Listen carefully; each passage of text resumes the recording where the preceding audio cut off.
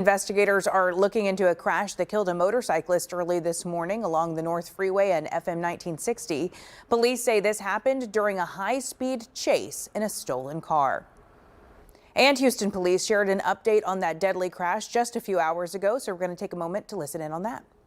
We're out here on a fatality scene where a suspect running from the police struck this man here at this intersection, killing him. Information is still preliminary and we're putting everything together, but I will tell you what we have so far. At 2:08 this morning, our officers witnessed what appeared to be two vehicles racing at a high rate of speed on 45 northbound at Gulf Bank.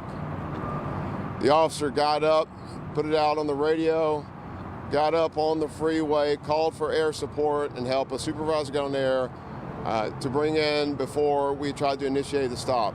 But once the officers got up on the freeway, it appears that the suspect witnessed it or saw that, and it even accelerated from that point well over 100 miles an hour.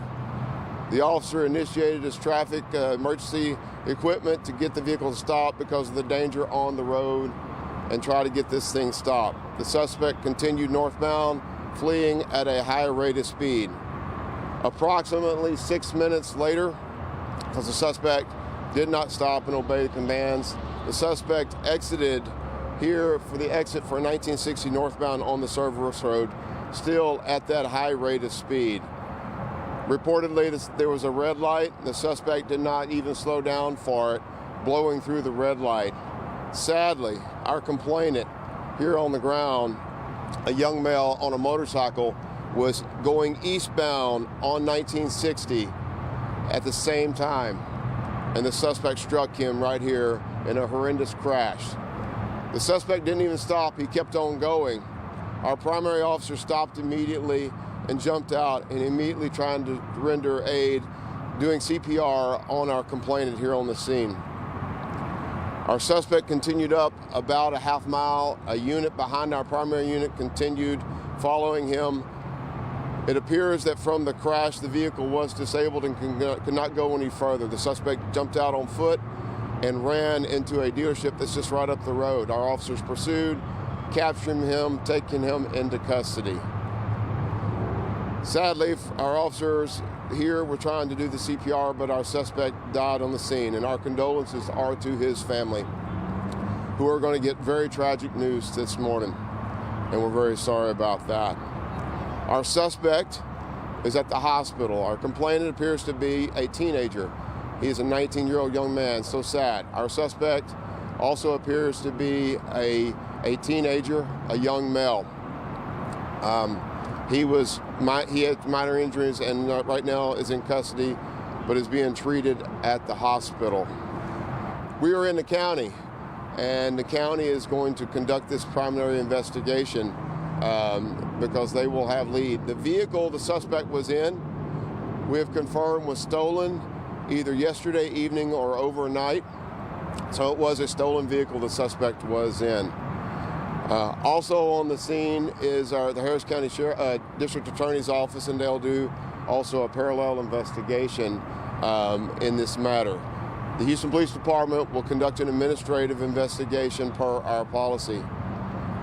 Our officer is a 3-year officer, and he's going to be on administrative duty. This is also very traumatic for him, as it is for all our officers when these things happen. We're out here trying to save lives, and when these things happen, it's very difficult and very traumatic on our officers too, so we're going to try to take care of him.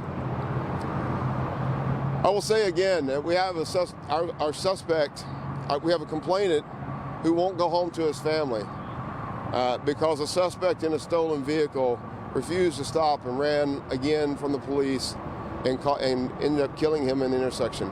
We do need stronger laws when it comes to fleeing from the police. We need our legislature and our elected officials to revisit this and raise the penalties for this, because it is so dangerous. It is no different than firing a gun into a crowd or anything else. When you're on the road driving, fleeing from the police at these high rates of speed, the damage that you can cause can be horrendous, just like it was this morning. We do need help with that.